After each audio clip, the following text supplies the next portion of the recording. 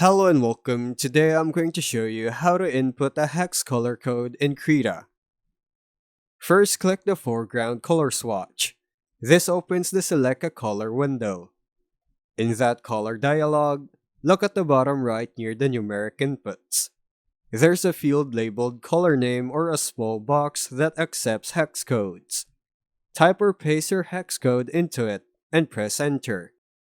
Krita updates the selected color accordingly. If you don't see the hex input in the main dialog, you can enable the specific color selector docker. To do this, go to Settings, Dockers, then Specific Color Selector. In that docker, switch the color space to RGB 8-bit so the hex input field appears.